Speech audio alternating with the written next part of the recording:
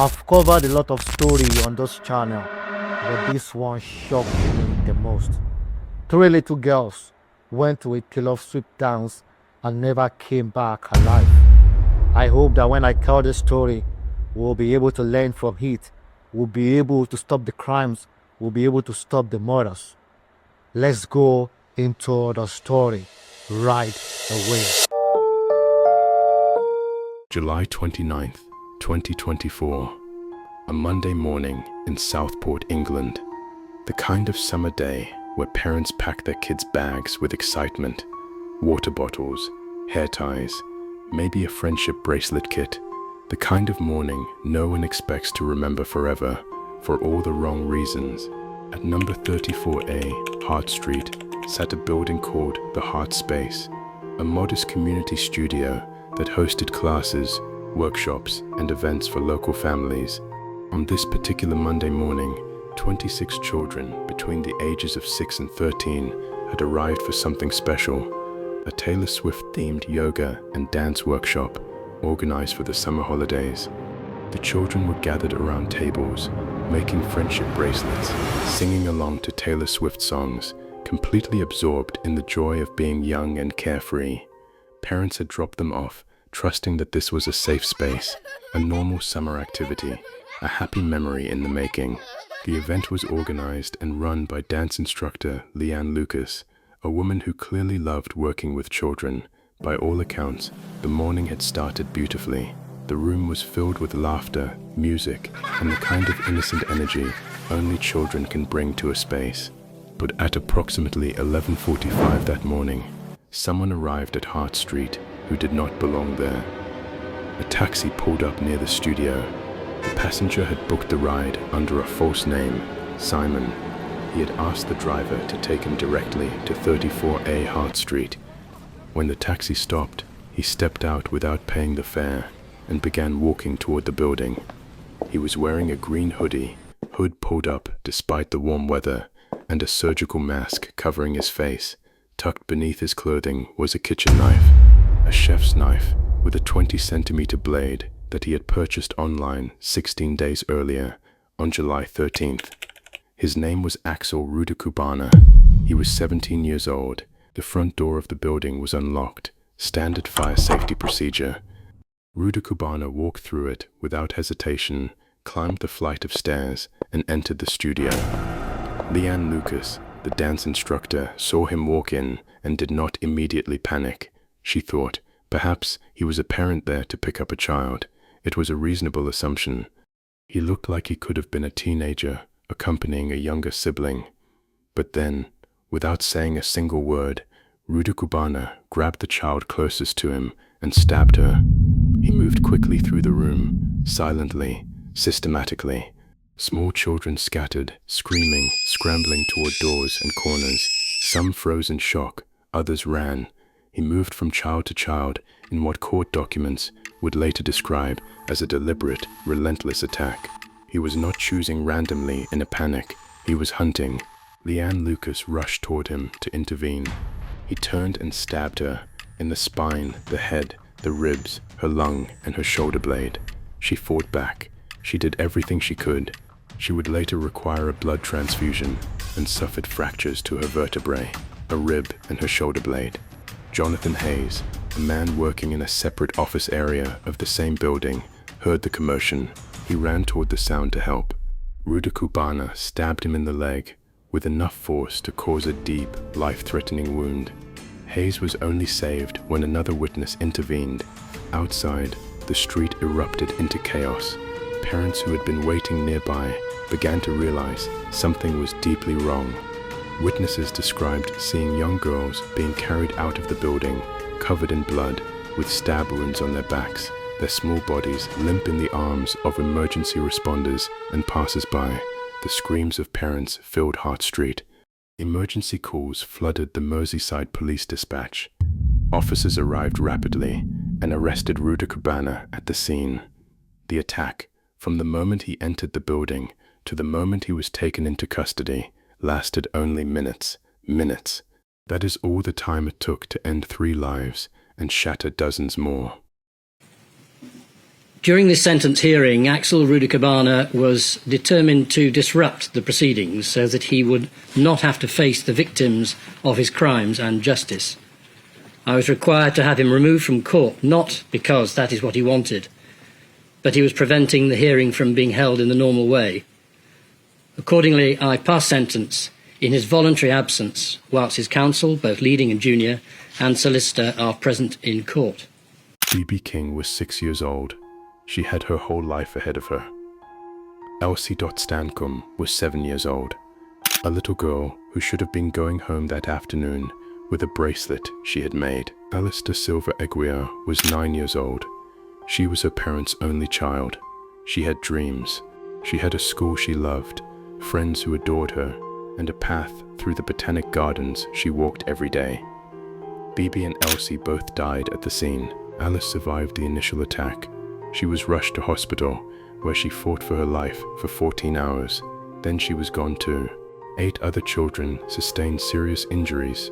2 adults, Leanne Lucas and Jonathan Hayes, were also left fighting for their lives. 26 children had walked into that room that morning. Not one of them walked out unaffected. In the weeks and months that followed, the world would ask the same question over and over again.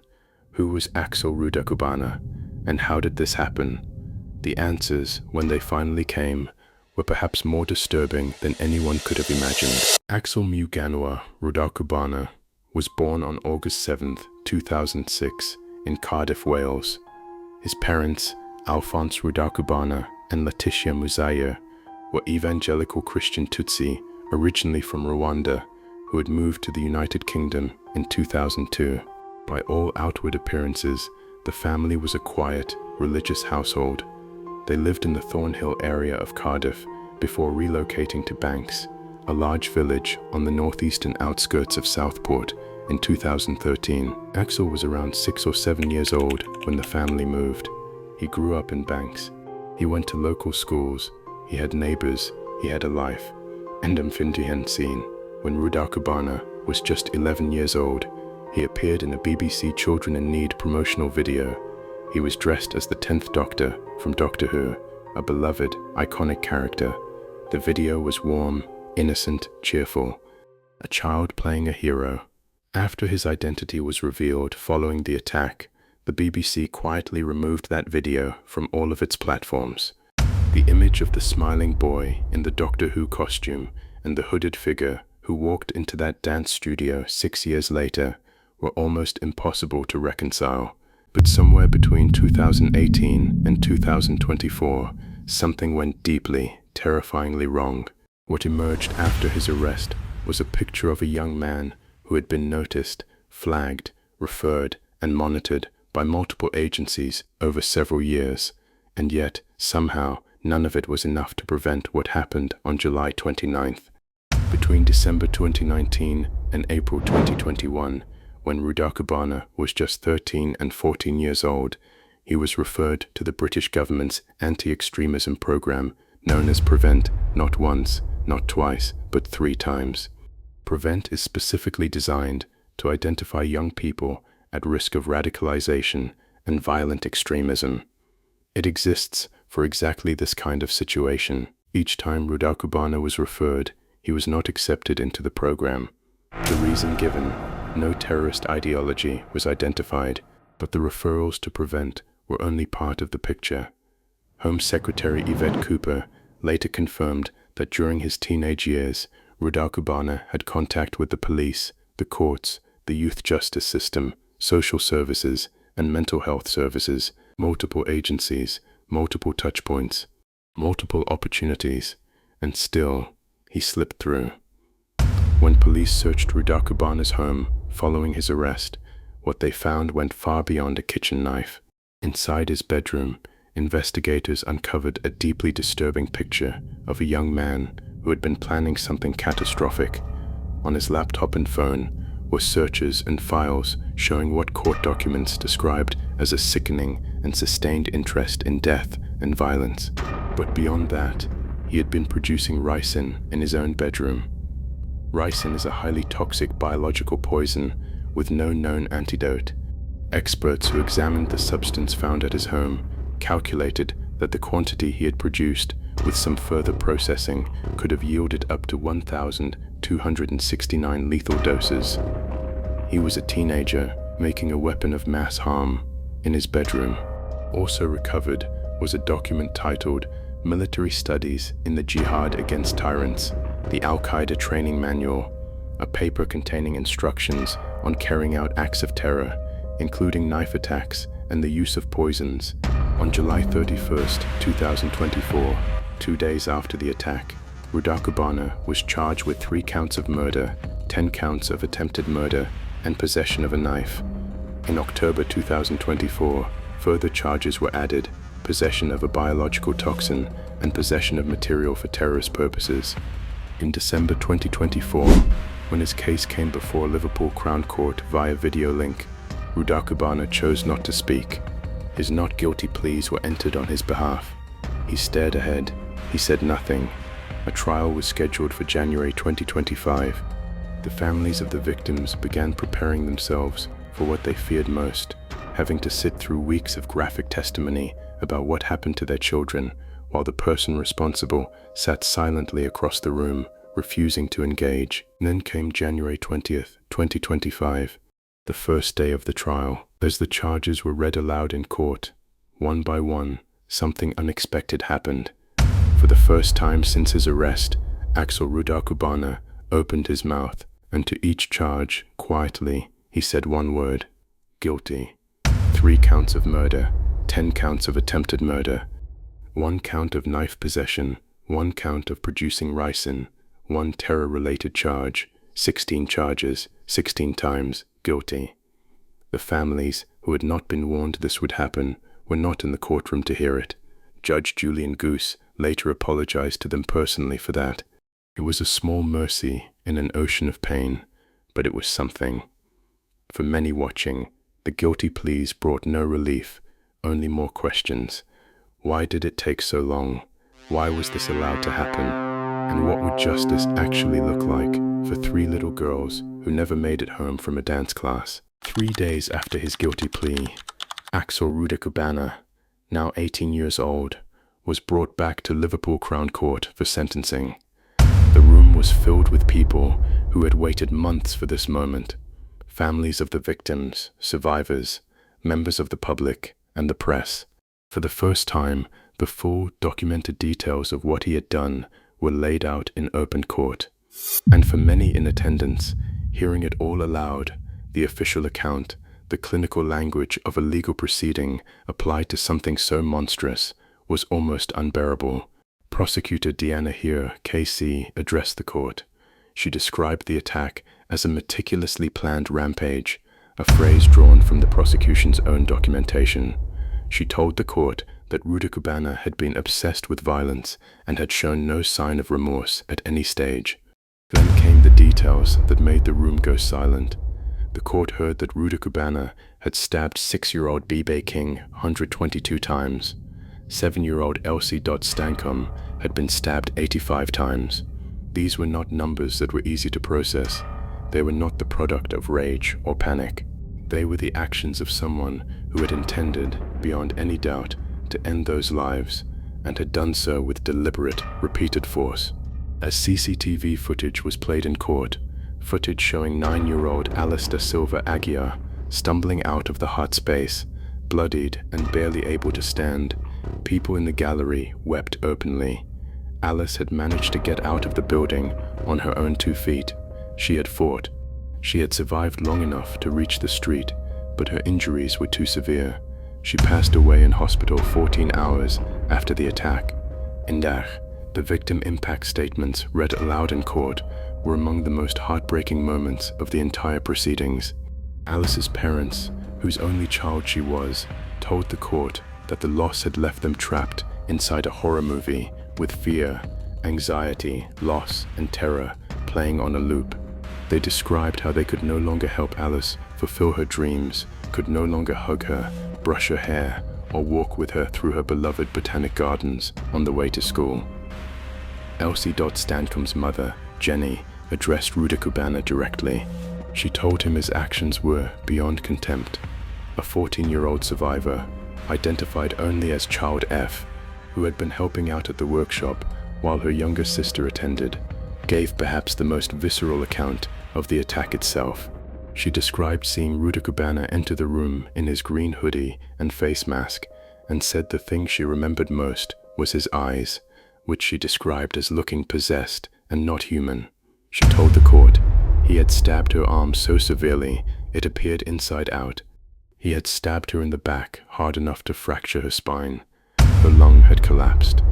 When she was finally allowed home from hospital, her mother had to sleep beside her and her sister every night just to make them feel safe.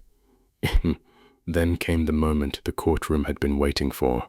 Judge Julian Goose, presiding over what he himself described as one of the most serious cases he had ever encountered, addressed Rudakubana directly. He told the court he was certain Rudakubana had possessed a settled and determined intention to kill, and that, had he been physically able to, he would have murdered all 26 children in that room. Every single one. What he did on July 29th has caused such shock and revulsion to the whole nation that it must be viewed as being at the extreme level of crime, Judge Goose said. His culpability and the harm he caused and intended were at the highest. Then came an extraordinary moment. During the sentencing hearing, Rudakubana, who had sat silently through months of court proceedings, began shouting, repeatedly disrupting the proceedings, as the prosecution attempted to lay out the full details of his crimes. He had to be physically removed from the dock. Even at the moment of reckoning, he tried to make it about himself. Judge Goose sentenced Rudakubana to life imprisonment, with a minimum term of 52 years before he would even be eligible to apply for parole. He handed down 13 life sentences in total. The judge noted plainly, "It is highly likely that he will never be released." The chief Crown prosecutor from Merseyside Cheshire, Sarah Hammond, spoke outside the court. She paid tribute to the victims and their families, calling them examples of tremendous dignity and composure in the face of unbelievable horror. She described Elsie Dot Stancombe, Bebe King, and Alice da Silva Aguiar as three beautiful girls who lost their lives on a day that should have been filled with happiness. In the aftermath, a public inquiry was announced by Home Secretary Yvette Cooper to investigate how Rudakubana, despite years of contact with police, courts, youth justice, social services, mental health services, and 3 referrals to prevent, was never stopped before he could act. The riots that broke out across England, Wales, and Northern Ireland in the days after the attack, fueled by misinformation that falsely described Rudakubana as a Muslim asylum seeker, became the largest episode of social unrest in the UK since 2011. Over 1,280 people were arrested. 130 police officers were injured. It was a nation not only grieving, but fracturing under the weight of fear and misinformation. The truth, when it finally emerged in full, was this: Axel Rudakubana was a British citizen born in Cardiff. His motivation, according to the prosecution, appeared to be mass murder as an end in itself. No terrorism, no ideology, just a young man who had become consumed by a love of violence, who had planned meticulously, and who had walked into a room full of children with a knife. In Dunos, Elsie Dot Stancombe, Alice da Silva Aguiar, 3 girls, 6, 7, and 9 years old. They went to a dance class on a summer morning. They were making friendship bracelets and singing Taylor Swift songs. They were happy. They deserved every single year that was taken from them. And the families they left behind deserve a justice system and a society that makes sure something like this never slips through the cracks again.